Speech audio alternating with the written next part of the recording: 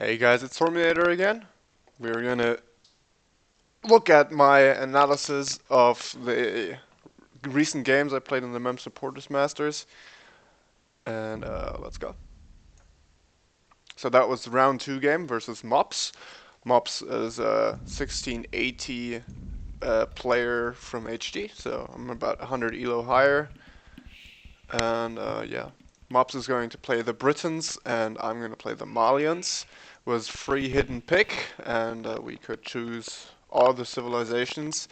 This map here is a custom Arabia map for the tournament. It has ice patches where you cannot build on these ice patches, so it's impossible to like wall this off completely.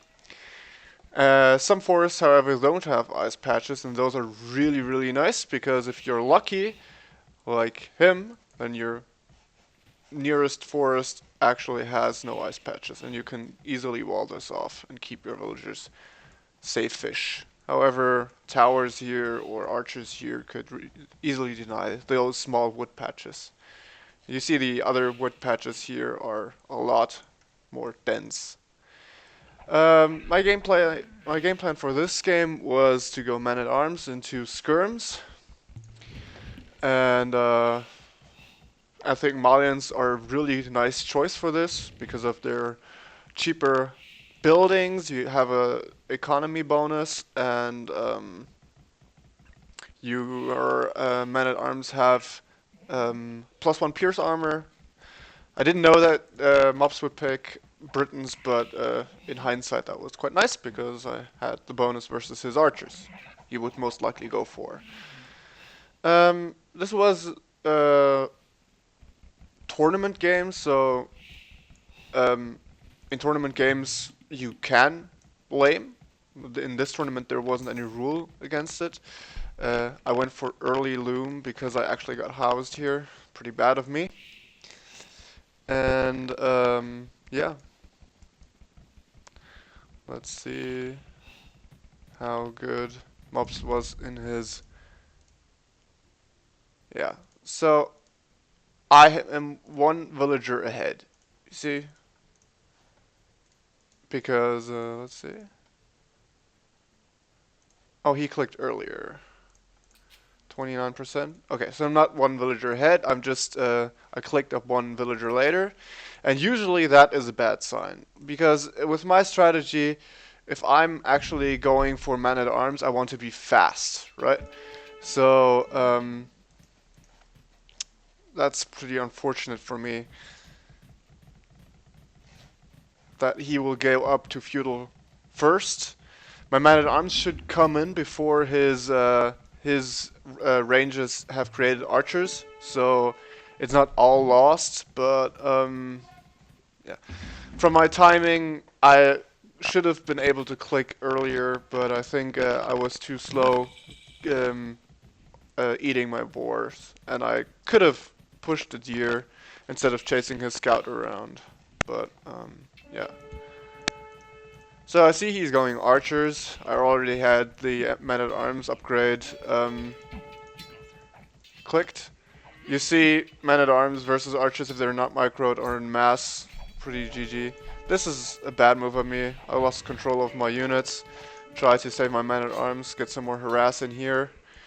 His scout is idle for a long time. He could have gotten more scouting info that I didn't get my ranges up yet.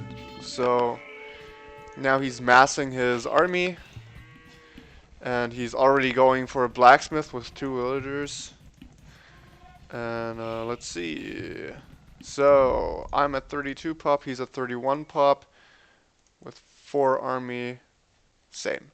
So I'm 1 villager ahead, the 1 villager I killed here, and so I'm not too happy with the result, but I think it was okay. For Man at Arms Rush, you usually want to do more damage because you actually invest a lot of food. I did create extra Man at Arms, and seeing that he already got upgrades and I didn't, and he would go forwards, I decided to go back with my army. I did idle his berries quite a little bit, so I did more than just the one villager of damage. But in this position, he was pretty commanding. I just got fletching, and I will clean up his army, but he's got a lot bigger army moving in now. So my tower gets denied, but his army gets cleaned up, so I can get the tower and my gold up. I felt that was really necessary. Now he doesn't want to move in here because here my production is. And I continue to lose troops. So now I'm going more into skirmishers, and with my production being here, I can actually outproduce him, and you see, he only fights with half his army. So in this situation, he is at 35 villagers and 15 army. I'm actually popped. I do have 2 villagers out more, but yeah. Looking dire.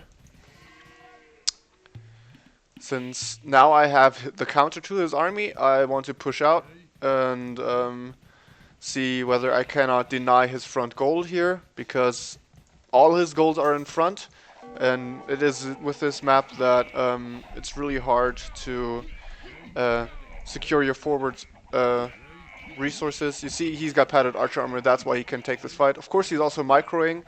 However, he had a lot of idols here for a long time, and I think since those were the only skirms, I would have probably used my villagers to fight them. I think that would have made more sense for him. Cleared it up earlier, lost less archers, and collected more gold. You see, I am about same pop and same resource count. So this is really close. However, I have a lot more skirms in here, and now I've got padded archer as well, so this will be even. Well, not quite even.